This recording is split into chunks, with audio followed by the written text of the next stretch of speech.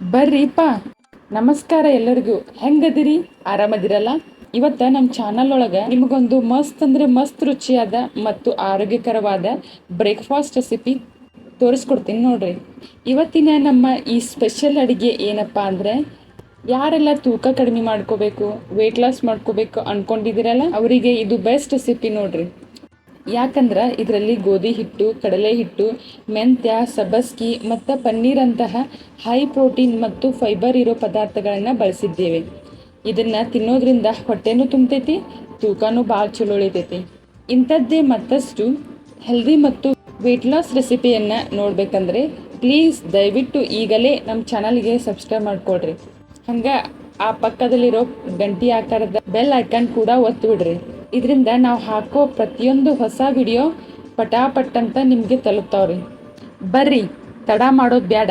ಈ ತೂಕ ಇಳಿಸೋ ಸೂಪರ್ ರೊಟ್ಟಿಯನ್ನು ಹೇಗೆ ಮಾಡೋದಂತ ನೋಡ್ಕೊತ ಹೋಗೋಣ. ಇಲ್ಲಿ ನೋಡ್ರಿ, ಮೊದಲಿಗೆ ನಾನಿಲ್ಲಿ ಒಂದು ದೊಡ್ಡದು ಅಗಲವಾದ ಪಾತ್ರೆ ತೊಗೊಂಡಿನಿ. ಅದರೊಳಗೆ ಒಂದೊಂದೇ ಪದಾರ್ಥಗಳನ್ನ ಸೇರಿಸ್ಕೊತ ಹೋಗೋಣ. ಫಸ್ಟ್ ಒಂದು ಇಡೀ ಬೌಲ್ ತುಂಬ ಗೋಧಿ ಹಿಟ್ಟು ಹಾಕಕತ್ತೀನಿ. ಇದಾದ್ಮೇಲೆ ಅದೇ ಬೌಲ್ನ ಅರ್ಧದಷ್ಟು ಕಡಲೆ ಹಿಟ್ಟು ತೊಗೊಂಡಿದ್ದೀನಿ. ಇದನ್ನು ಹಾಕ್ಬಿಡೋಣ. ಕಡಲೆ ಹಿಟ್ಟು ಹಾಕೋದ್ರಿಂದ ರುಚಿ ಭಾಳ ಚಲೋ ಬರ್ತೈತಿ. ಇದ್ರ ಜೊತೆಗೇನೆ ಮತ್ತು ಅರ್ಧ ಬೌಲ್ ಆಗುವಷ್ಟು ಮೈದಾ ಹಿಟ್ಟನ್ನು ಕೂಡ ಹಾಕ್ಕೊಂಡಿನಿ. ಈಗ ಇದಕ್ಕೆ ನಮ್ಮ ರುಚಿಗೆ ಎಷ್ಟು ಬೇಕೋ ಅಷ್ಟು ಉಪ್ಪನ್ನು ಸೇರಿಸ್ಕೋಬೇಕು. ಉಪ್ಪು ನೋಡಿ ಹಾಕೋರಪ್ಪ. ಇನ್ಮ್ಯಾಲೆ ಇದ್ರಾಗ ನಮ್ಮ ವೆಯ್ಟ್ ಲಾಸ್ಗೆ ಹೆಲ್ಪ್ ಆಗೋ ಒಂದಿಷ್ಟು ತರಕಾರಿಗಳನ್ನು ಸೇರಿಸ್ಕೊಳ್ಳೋಣ. ಇಲ್ಲಿ ನೋಡ್ರಿ, ಬೌಲ್ ತುಂಬ ತುರಿದು ಇಟ್ಕೊಂಡಿರೋ ಪನ್ನೀರ್ ಸೇರಿಸ್ಕೊಳತ್ತೀನಿ. ಪನ್ನೀರ್ ಹಾಕೋದ್ರಿಂದ ನಮಗೆ ಒಳ್ಳೆ ಪ್ರೋಟೀನ್ ಸಿಗ್ತೈತಿ. ಅದೇ ಸಣ್ಣ ಬೌಲ್ ಅಳತೆಯಿಂದ ಸಣ್ಣಗೆ ಕಟ್ ಮಾಡಿ ಇಟ್ಕೊಂಡಿರೋ ಉಳ್ಳಾಗಡ್ಡಿ ಅಥವಾ ಈರುಳ್ಳಿ ಹಾಕ್ಕೊಳಕತ್ತೀನಿ.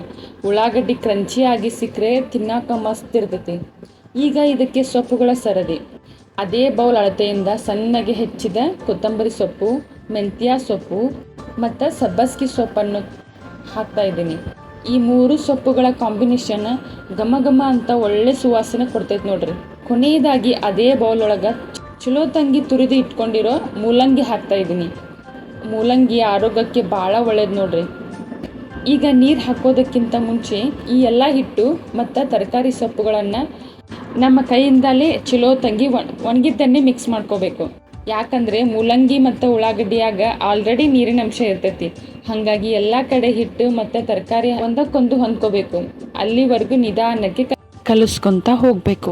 ಹಾಂ, ಈಗ ಇದಕ್ಕೆ ಖಾರ ಬೇಕಲ್ಲ, ಅದಕ್ಕೆ ನಾನಿಲ್ಲಿ ಒಂದು ಸಣ್ಣ ಬೌಲ್ ಒಳಗೆ ಹಸಿರು ಮೆಣಸಿನ್ಕಾಯಿ ಚಟ್ನಿ ತೊಗೊಂಡಿನಿ. ಈ ಚಟ್ನಿ ಒಳಗೆ ಒಂದು 3ರಿಂದ 4 ಚಮಚ ನೀರು ಹಾಕಿ ಚಲೋ ತಂಗಿ ಕೈಗಳಿಂದ ಮಿಕ್ಸ್ ಮಾಡ್ಕೋಬೇಕು.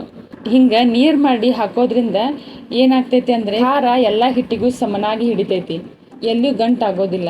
ಈಗ ಈ ಚಟ್ನಿ ನೀರನ್ನು ಹಿಟ್ಟಿನ ಮಿಶ್ರಣಕ್ಕೆ ಸೇರಿಸ್ಕೊಂಡು ಬಿಡೋಣ. ಚಟ್ನಿ ನೀರು ಹಾಕಿದ್ಮೇಲೆ ಈಗ ಸ್ವಲ್ಪ ಸ್ವಲ್ಪನೇ ನೀರು ಸೇರಿಸ್ಕೊತ ಹಿಟ್ಟನ್ನು ಚಲೋ ತಂಗಿ ಹದವಾಗಿ ಕಲಿಸಿ ಇಟ್ಕೋಬೇಕು. ನೆನಪಿರ್ಲಿ, ನೀರನ್ನು ಒಂದೇ ಸಮನೆ ಜಾಸ್ತಿ ಸುರಿಯೋಕೆ ಹೋಗ್ಬೇಡ್ರಿ. ಯಾಕಂದರೆ ತರಕಾರಿಗಳು ಆಮೇಲೆ ನೀರು ಬಿಡ್ತಾವ. ಸ್ವಲ್ಪ ಸ್ವಲ್ಪನೇ ನೀರು ಚಿಮ್ಕಿಸ್ಕೊಂತ ಹಿಟ್ಟನ್ನು ಮೃದುವಾಗಿ ನಾದ್ಕೋಬೇಕು.